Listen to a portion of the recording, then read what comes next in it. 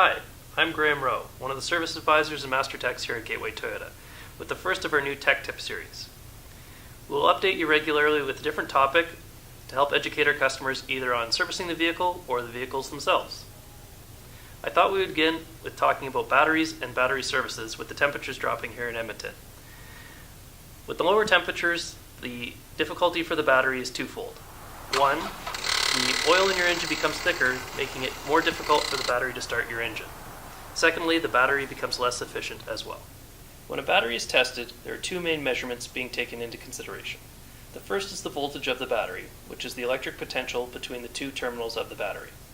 If this number is low, generally that battery would be recommended to be recharged and then tested again. It is possible that the vehicle is not charging properly, that there has been an excessive draw on the battery, or that the battery is simply no longer able to hold that charge. The second number is the cold cranking amps, or commonly known as CCA. This is a rating that has been defined by the battery industry as the battery's ability to start an engine in cold weather. The rating is the number of amps, or amount of current, that can be removed from a battery at 0 degrees Fahrenheit for 30 seconds, while still maintaining 7.2 volts. Different batteries are rated for different amounts of cold cranking amps, and the battery is tested against this rating.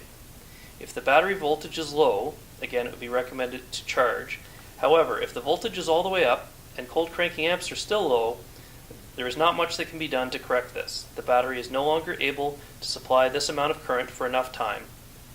If the cold cranking amps are low enough, the battery would have to be replaced. Another problem that we see that can result in battery issues, but not be the battery itself, is corrosion on the battery terminals.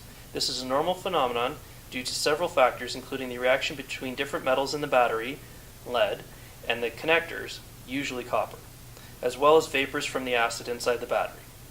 The corrosion that occurs slowly eats away at the connectors, and in a worst case scenario can even corrode right through the connector.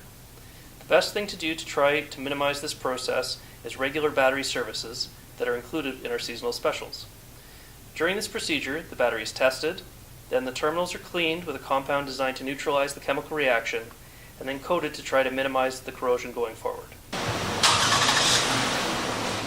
Unfortunately, even with regular service, sometimes batteries and battery terminals do still have to be replaced. It is best to find this out early on and before the vehicle won't start for you. Hopefully this has been helpful and educational for you in regards to batteries and battery services. If you have any questions or concerns, please feel free to give us a call in the service department and we'd be glad to answer them for you. Check back soon for more tech tips. Thanks very much.